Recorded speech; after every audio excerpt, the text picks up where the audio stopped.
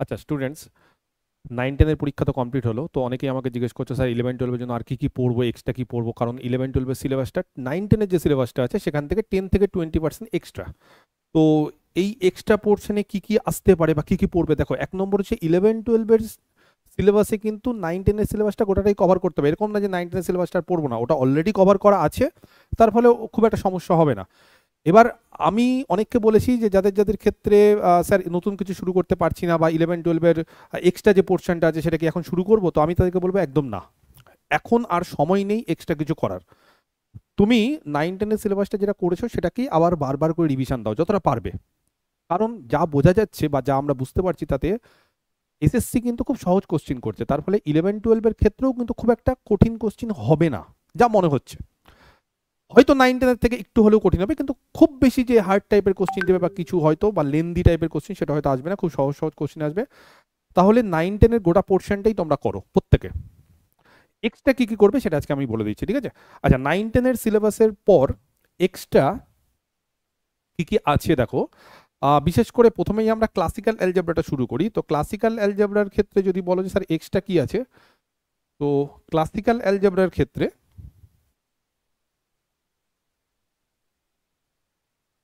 Classical অ্যালজেব্রার ক্ষেত্রে আমাদের যেটা আছে, ক্লাসিক্যাল 9-10-এর সিলেবাস আর 11-12-এর সিলেবাসের মধ্যে একটু তফাৎ আছে। 9-10-এর সিলেবাসটার মধ্যে ইন্টিজার আর ইনইকুয়ালিটি এই দুটো পোর্শন নেই। যদি সময় পাও, আমি কিন্তু এগুলো সব পড়িয়ে দিয়েছি। এই ইন্টিজার পোর্শনটা আমি বলেও দিয়েছিলাম 9-10-এর জন্য করে যাও, যদি না করে যাও তাহলে ইন্টিজার আর ইনইকুয়ালিটি, বিশেষ করে দেখবে ইনইকুয়ালিটি দিয়ে 9-10 একটা কোশ্চিন এসেছিল, cos square x plus sec square x greater than equal to 2। তো ইনইকুয়ালিটি খুব ইম্পর্টেন্ট, ইনইকুয়ালিটির মধ্যে থেকে AM greater than equal to GM এইটা কাজে লাগিয়ে, স্কোয়ার্চ ইনইকুয়ালিটি কাজে লাগিয়ে, তারপরে দেখবে যে ওয়েটেড যে মিনগুলো আছে, অ্যারিথমেটিক বলো, জিওমেট্রিক বলো, হারমোনিক মিন বলো, এগুলো কাজে লাগিয়ে অনেক সময় অনেক কিছু করা যায়। তো এইগুলো করো। আর ইন্টিজারের ক্ষেত্রে ইউনিট ডিজিট কি হবে, তারপরে ধরো যে কে কাকে ডিভাইড করবে, ডিভিশন অ্যালগোরিদম, ভাগশেষ কি হবে, এই ধরনের কিছু অঙ্ক আসতে পারে। নেক্সট ক্লাসিক্যাল অ্যালজেব্রার পর অ্যাবস্ট্রাক্ট অ্যালজেব্রা। অ্যাবস্ট্রাক্ট অ্যালজেব্রার ক্ষেত্রে 11-12-এ কি করবে বলে দিই। আমি তোমাদের দুটো মক টেস্ট আপলোডও করে দিয়েছি, দেখবে গুগল ড্রাইভের লিঙ্কে।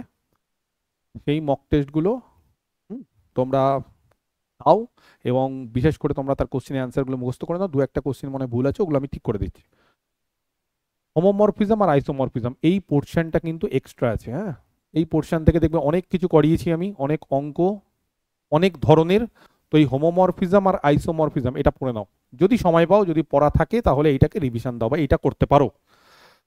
নেক্সট হলো লিনিয়ার অ্যালজেব্রা, সেখান থেকে কি করবে একটু বলে দিই। লিনিয়ার অ্যালজেব্রা থেকে যেটা এক্সট্রা আছে 9-10-এর সিলেবাসের বাইরে, সেটা হচ্ছে লিনিয়ার ট্রান্সফরমেশন। লিনিয়ার ট্রান্সফরমেশন, হ্যাঁ। আর ইনার প্রোডাক্ট স্পেসটা আছে, ইনার প্রোডাক্ট স্পেসের ক্ষেত্রে তোমরা একটা কাজ করতে পারো। ইনার প্রোডাক্ট স্পেস আইপিএস, সেখানে শুধুমাত্র অর্থোগোনাল আর অর্থ নর্মাল ভেক্টর, অর্থোগোনাল কখন হয় আর অর্থ নর্মাল কখন হয়, এই জিনিসটা খালি করে যাও, আর কিচ্ছু করতে হবে না যদি সময় না পাও। আর যারা মনে করছো না সময় আছে, তারা তো আরো সবকিছুই পড়তে পারবে। এই অর্থোগোনাল আর অর্থ নর্মাল ভেক্টরস, ওকে, এই জিনিসটা করে যাও। ওকে, তাহলে এই গেল হচ্ছে তিনখানা অ্যালজেব্রা। নেক্সট হচ্ছে ভেক্টর থেকে, ভেক্টর ক্যালকুলাস বা ভেক্টর অ্যানালিসিস থেকে। অনেকেই আমাকে ফোন করছে, সবাইকে আমি ফোনের রিপ্লাইও দিতে পারছি না, অ্যান্সারও দিতে পারছি না, তার ফলে বলেছি যে বলে দেবো, আজকেই সেটা বলে দিই।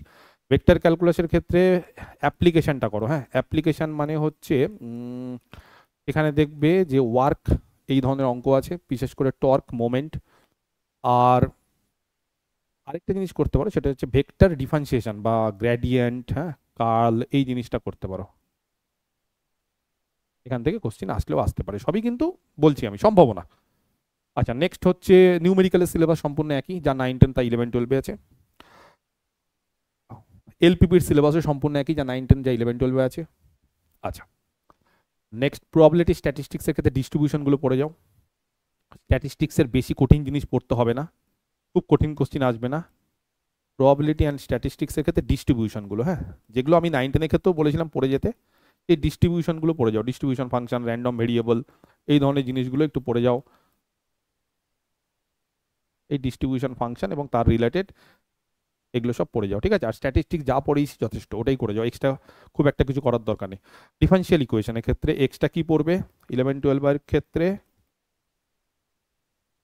ডিফারেনশিয়াল ইকুয়েশনের ক্ষেত্রে এক্সট্রা যেটা পড়বে সেটা হচ্ছে অর্থোগোনাল ট্র্যাজেক্টরি। আমি একটা ছক করে দিয়েছি, একদম ওটা মুখস্থ করে চলে যাও, ওখান থেকে কোশ্চিন কমন পেয়ে যাবে। আর যেটা করবে সেটা হচ্ছে ইউনিকনেস আর এক্সিস্টেন্স। হ্যাঁ, মানে কতগুলো সলিউশন থাকবে, দেখবে আমি যা যা অঙ্ক করেছি সেগুলো খালি রিভিশন দাও, যা করিয়েছি তার বাইরে কিচ্ছু করার দরকার নেই। আর বংশীধর সর বইটা পড়ো, ব্যাস যথেষ্ট।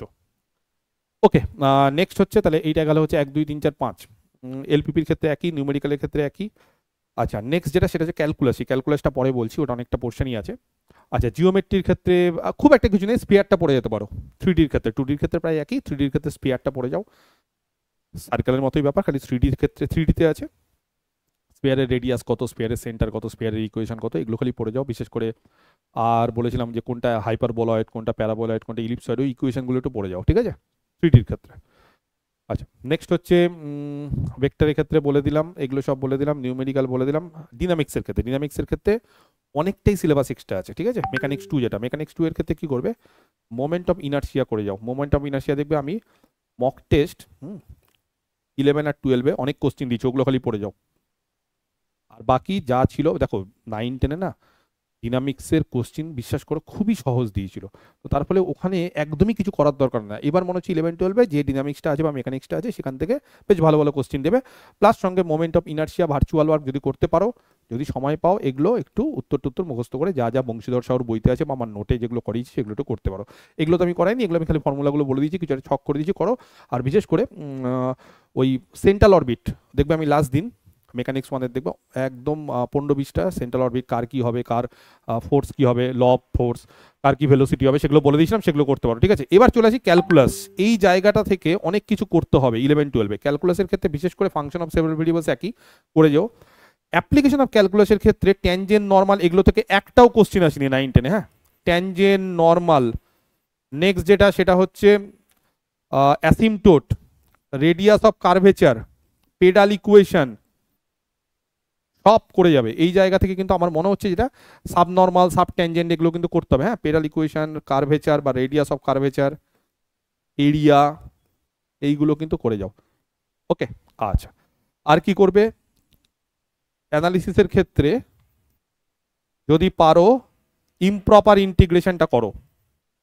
ইমপ্রপার ইন্টিগ্রেশনে বিশেষ করে বিটা গামা ফাংশন দেখবে 9-10 এবার একটা কোশ্চেন দিয়েছিল sin to the power 5x beta gamma function দিয়ে। আর একটু ওই মিউ টেস্ট ইউ টেস্ট করে যাও। হ্যাঁ, বিশেষ করে মিউ টেস্ট মানে 1/x two the power mu, Muir মান গ্রেটার দ্যান 1 না লেস দ্যান 1 হলে কনভার্জেন্ট না ডাইভার্জেন্ট, এই জিনিসগুলো, আর কিচ্ছু না। আর কি করবে রিম্যান ইন্টিগ্রেশনে কিছু সূত্র মানে থিওরেমগুলো, ফাংশন কন্টিনিউয়াস হলে, ফাংশন যদি কন্টিনিউয়াস হয় তাহলে ইন্টিগ্রেবল কিনা, ফাংশন ডিসকন্টিনিউয়াস হলে ইন্টিগ্রেবল কিনা, মনোটোনিক ইনক্রিজিং হলে বা ডিক্রিজিং হলে ইন্টিগ্রেবল কিনা, এগুলো সবই হয়, এগুলো সবই ইন্টিগ্রেবল হয়। কনভার্স টু কিনা, বাউন্ডেড হলে ইন্টিগ্রেবল কিনা, ইন্টিগ্রেবল কিনা বাউন্ডেড হয় কিনা, এই ধরনের জিনিসপত্রগুলো একটু করে যেতে হবে, ঠিক আছে। আচ্ছা, আর sequence of function, series of function, প্রায় ওই সিকোয়েন্স অফ নাম্বার আর সিরিজ অফ নাম্বারের মতোই ব্যাপারটা কি, এক্স এর মানগুলো বসিয়ে দেখে নিবে এটা কনভার্জ করছে কি করছে না। ধরো এক্স এর একটা মান বসলে 1, তাহলে রিয়াল নাম্বারের সিরিজ হয়ে গেল, রিয়াল নাম্বারের সিকোয়েন্স হয়ে গেল, এবার ওটাকে দেখবে কনভার্জ করছে কিনা। আর পাওয়ার সিরিজের ক্ষেত্রে রেডিয়াস অফ কনভার্জেন্স করতে পারো। দুটো টেস্ট আছে, একটা হচ্ছে কজি হ্যাডামার টেস্ট, একটা হচ্ছে রেশিও টেস্ট, এই দুটো টেস্ট একটু দেখে নিতে পারো স্কেমা বা যে কোনো বই থেকে। ওকে, আচ্ছা, নেক্সট যেটা সেটা হচ্ছে যে তাহলে অ্যানালিসিস হয়ে গেল। তাহলে মোটামুটি এই পোর্শনগুলোই, আর বেশি এক্সট্রা তো সময়ও পাবে না, কিছু করারও নেই, এই পোর্শনগুলো করো। এবং আবার বলছি বারবার করে, যারা যারা 9-10 ভালো দিয়েছো তাদের ক্ষেত্রে তো একটা আলাদা কনফিডেন্স থাকবে, তাদেরকে আর বিশেষ করে বেশি কিছু বলার নেই। যাদের ভালো হয়নি ওটাকে দূরে রাখো, এখনো সুযোগ আছে, ভালো পরীক্ষা দাও এবং চেষ্টা করো বেশি মার্ক পাওয়ার। এবং ওই ছোট ছোট মাইনর ভুলগুলো যে করছো না, বা আমি কিন্তু এর আগেও বারবার করে বলেছি যে ওএমআর সিটে ভালো করে ফিল আপ করো। আমি অনেক ছাত্রছাত্রী প্রতিদিন এই মেসেজ আসছে, ফোন আসছে, এবং একটাই কথা, স্যার কোশ্চিনটা ঠিক করেছি, ওএমআর সিটে দাগাতে গিয়ে বা গোল করতে গিয়ে ভুল করেছি। কেন এটা হবে? এত মানে ইররেসপন্সিবল হলে তো হবে না। আমি বাজে কথাই বলছি বা আমি একটু জোরেও বলছি, কারণ তোমার নিজের চাকরি তুমি নিজের হাতে ইয়ে করে দিচ্ছ, শেষ করে দিচ্ছ। বিশেষ করে আরেকটা জিনিস আমি বারবার করে বলছি যে কোথায় ফলস, কোথায় ট্রু, কোথায় নট, এই জায়গাগুলো থেকে আমি ভয়েস করেও বলে দিয়েছি তোমাদেরকে যে কোথায় নট একটু দয়া করে ভালো করে পড়ো। আমি রিকোয়েস্ট করছি, আমি এরকমভাবে বলে দিয়েছি তোমাদের। তাও যে কোনো কোশ্চিনে ভুল, নট পড়ছো না, ফলস দেখছো না, তাড়াহুড়ো করছো। সময় তো আছে, অত তাড়াহুড়ো করতে কি কমন কোশ্চেনগুলো ছেড়ো না। দেখো 2, 3, 4, 5টা এগুলো ভুল হবে, এটা স্বাভাবিক, কিন্তু এই মাইনর মিস্টেকগুলো না নেওয়া যায় না, মানে এগুলো আমি কি নিতে পারবো না, তোমরাই নিতে পারছো না, ঘুমোতে পারছো না, মন খারাপ, স্যার আমি কি করলাম, আমার মনে হয় জীবনে কিছু হবে না, তো এই জিনিসগুলো আসছে এখান থেকেই।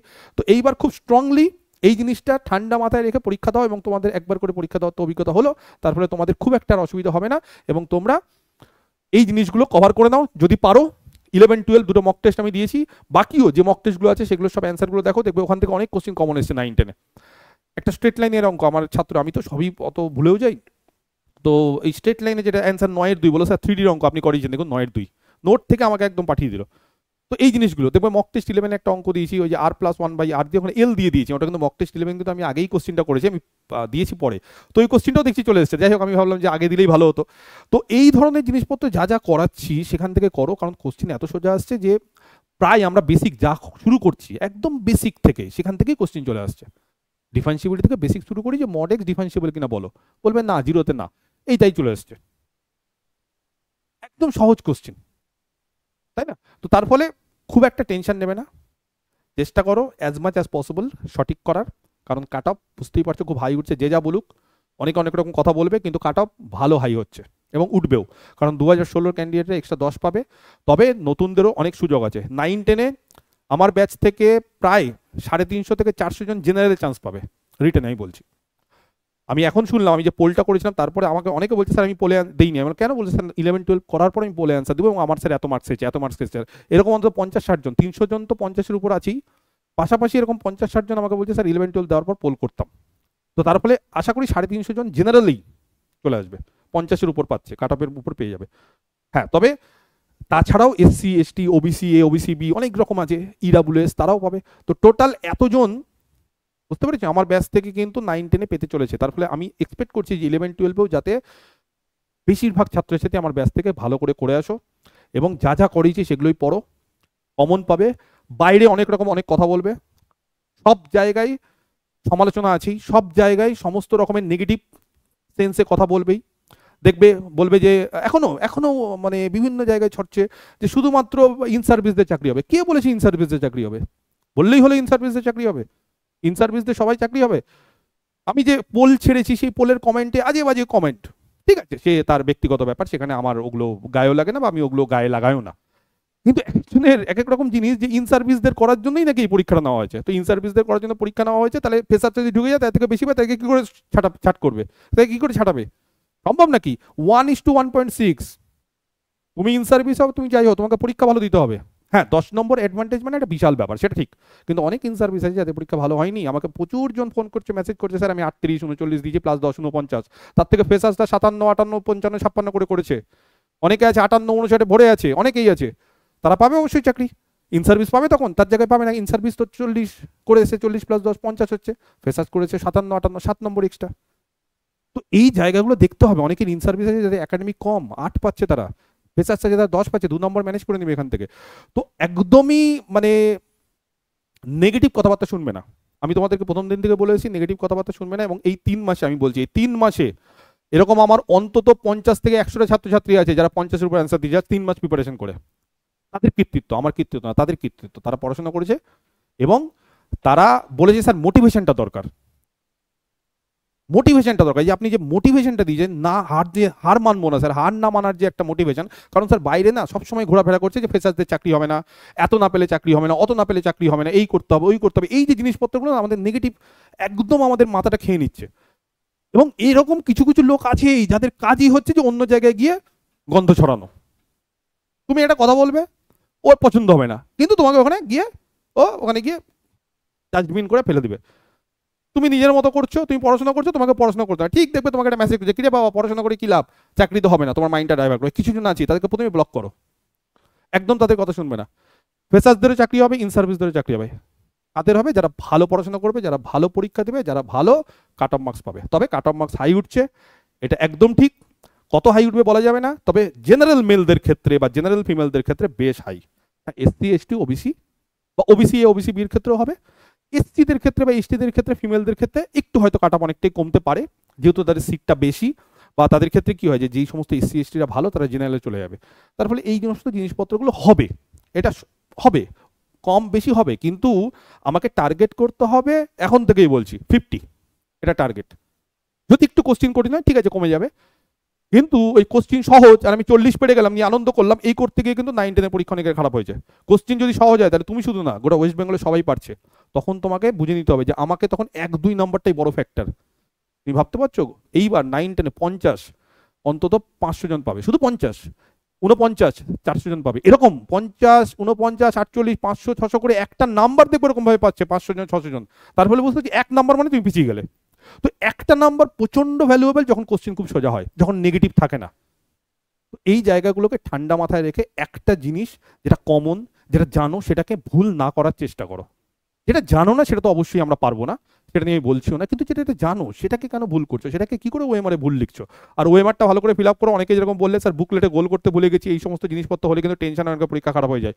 বুকলেট সিরিজ, কোশ্চিন বুকলেট, এগুলো ভালো ভালো করে জেনে নাও, কি করতে হবে না করতে হবে ইনভিজিলেটরের কাছে ভালো করে জেনে নিতে হবে, গোল করতে হবে কিনা, এই করতে হবে কিনা, কোথায় কি সিগনেচার, এইগুলো সব কিছু ঠান্ডা মাথায় করো, এটা মেন। এইটা যদি মানে গন্ডগোল হয়ে যায় তাহলে কিন্তু পরীক্ষা একদম খারাপ হয়ে যাবে। তো তার ফলে প্রথমেই যদি এই জিনিসটা হয়ে যায় যে স্যার আমি ওএমআরটা ভুল ফিল আপ করলাম, রোল নাম্বারটা ভুল ফিল আপ করলাম, তাহলে কিন্তু গোটা পরীক্ষাটা একদম খারাপ হয়ে যাবে। তার ফলে ওটা খুব সাবধানে করো। তারপরে যেটা এটা জানো সেটা এটা করো, যেটা জানো না সেটা পরে করো। আর ভালো করে কোশ্চিনটা দয়া করে পড়ো, কারণ ইংলিশ বাংলা পরপর থাকলে না কোশ্চিনটা এমনভাবে আছে যে মাইন্ডটা পাজলড হয়ে যাচ্ছে। সেই জন্য খুব ঠান্ডা মাথায় ইংলিশ বাংলা দুটোই দেখো, নিয়ে কোশ্চিন অ্যান্সারগুলো করো, ঠিক আছে? অল দ্য বেস্ট, পরীক্ষা ভালো হবে। পরীক্ষা হওয়ার পর আমাকে অবশ্যই মেসেজ করবে। আর আমি যা মক টেস্টগুলো দিয়ে দিয়েছি 12টা, সেগুলো ভালো করে সব উত্তর মুখস্থ করতে থাকো, বুঝতে পারছো? সময়ে উত্তর মুখস্থ করতে, যত উত্তর মুখস্থ করতে পারবে তত তোমার স্পিড বাড়বে, তত তাড়াতাড়ি তত বেশি কোশ্চিন অ্যান্সার করতে পারবে। কারণ এসএসসির ক্ষেত্রে অনেকে ভাবতেই পারছে না যে এসএসসির ক্ষেত্রে এত কাট অফ যেতে পারে, বিশেষ করে ম্যাথমেটিক্সে, যেখানে 2016 সালে 30 32 25 চাকরি পেয়ে গেছে। হ্যাঁ যেতে পারে, এবার যেতে পারে, এবার পরিস্থিতি আলাদা। আগের বার 25 যে পাচ্ছে, এবার সে 35 পাচ্ছে। আগের বার যে 35 পাচ্ছে সে 45 পাচ্ছে, তাহলে 35 থেকে 45 নাম্বারটা বুঝতে হবে, 10টা নম্বর এক্সট্রা পাচ্ছে। তারপরে যে 36 37 38 39 40 41 42 43 44 অব্দি পাচ্ছে, সে পারবে না যে 35 পাচ্ছে ইন সার্ভিসের সাথে। এখানেই পার্থক্য, এই জন্য কাট অফ বেশি উঠবে। এমনি এমনি বলছি না যে কাট অফ বেশি উঠবে, তার পেছনে কারণ হচ্ছে এটাই, যে 35 পেয়েছে ইন সার্ভিস সে 45 পেয়ে যাবে, ডিরেক্ট 10 নম্বর এক্সট্রা যোগ হয়ে যাচ্ছে। এটা 2016-তে ছিল না। তারপরে 2016-এর হিসাব আলাদা, 2025-এর হিসাব আলাদা, হিসাবটাকে বুঝতে হবে। এবং আমি যেটা বলেছি কাট অফ, সেই কাট অফ ওই অনুসারে তার থেকে কম হতে পারে, কিন্তু তার থেকে বেশি যাবে না। তার থেকে কম অবশ্যই হতে পারে, কিন্তু তার থেকে খুব একটা বেশি যাবে না, ওই রেঞ্জেই কাট অফ যাবে। কিছু কিছু ক্ষেত্রে হয়তো এসটি বা এসসি ফিমেলদের ক্ষেত্রে হয়তো একটু কমতে পারে। আর ফিজিক্যাল হ্যান্ডিক্যাপ বা ফিজিক্যাল ডিসব্যালেন্স যারা বা ভিজুয়ালি হ্যান্ডিক্যাপ, তারা আমাকে বলছে স্যার কত যাবে, এটা অনুমান করা সত্যি পসিবল না। তাদের ক্ষেত্রে খুবই কম যাবে, ইডব্লিউএস এর ক্ষেত্রে একটু কম যাবে। তবে কত হিসাব হবে না হবে এই হিসাবে এখন পড়ো না, পরীক্ষাটা দাও। এবং পরীক্ষার পর আমার যারা ছাত্র ছাত্রী তাদেরকে আমি সবাইকে ইন্টারভিউর জন্য ফ্রি অফ কস্ট, কারণ আমার ব্যাচে ঢুকে গেছো মানেই আমি তাদের দায়িত্ব নিয়ে নিয়েছি। তার ফলে যাদের যাদের হবে বা যারা মনে করছে স্যার আমার হয়ে যাবে, কাট অফের আশেপাশে যারা আছে, আমি যে কাট অফটা দিয়েছি তাদেরকে আমি সবাইকে ইন্টারভিউর জন্য প্রিপারেশন করাবো। তাদের জন্য কোনো রকম এক্সট্রা কোনো চার্জ নেই। আমার যারা স্টুডেন্ট, যারা আমার ফুল কোর্স নিয়েছো, তাদের কোনো রকম এক্সট্রা চার্জ নেই। আমি ইন্টারভিউর জন্য কি করে ডেমো দিতে হবে, প্রত্যেককে আমি ডেমো তৈরি করে দেবো। অনেকেই আমাকে জিজ্ঞেস করছে স্যার কীভাবে প্রিপারেশন নেবো, কিন্তু ওটা 14 তারিখের পর, আগে 14 তারিখে 11-12 পরীক্ষাটা হোক, তারপরে আমি এগুলো সব বলে দেবো। কার কি ডেমো, কোথা থেকে আসতে পারে, 9-10 থেকে কি দেবো না দেবো, স্যার কোন টপিকটা বাঁচবো, সেখান থেকে কি কি পড়বো। কারণ টপিক বাঁচলে শুধু হবে না, সেখান থেকে অনেক কিছু এক্সট্রা আসে। তুমি একটা টপিক বলে 9-10-এর হয়তো ত্রিকোণমিত্রি, যে ত্রিকোণমিত্রি থেকে তোমাকে কোথায় চলে যাবে তোমার ঠিক নেই, তাহলে আমাদের তার চৌহদ্দিতে, তার সারাউন্ডিংসে আরও অনেক টপিক পড়ে আসতে হবে। এবং বিএসসির টপিক, এমএসসির টপিক থেকেও কোশ্চিন আসে, ইভেন মাদ্রাসার ক্ষেত্রে পিএইচডি থেকেও কোশ্চিন এসছে, যে তুমি কি করো, বলছে পিএইচডি কি নিয়ে, এই নিয়ে, এখান থেকে বলো তো এটা। তো এরকম অনেক কিছু হতে পারে। তো সেই সমস্ত সব কিছু করবো। প্লাস আমি অন্যান্য যে ইউনিভার্সিটি আছে, ভালো ভালো ইউনিভার্সিটি, ভালো ভালো কলেজে, সেখানকার প্রফেসরদের, অ্যাসিস্ট্যান্ট প্রফেসর, অ্যাসোসিয়েট প্রফেসর, প্রফেসরদের আমরা নিয়ে এসে একটা ডেমো ইন্টারভিউ, যেটা আমি মাদ্রাসার আগেও করেছিলাম, সেটা করার ব্যবস্থা করাবো যারা যারা রিটেনে পাবে তাদের জন্য, ঠিক আছে? তো সেটা নিয়ে চিন্তা করো না, আমি ইন্টারভিউর জন্য মোটামুটি তৈরি করিয়ে দিব। অল দ্য বেস্ট, ভালো করে পরীক্ষা দাও 11-12টা, বেস্ট অফ লাক।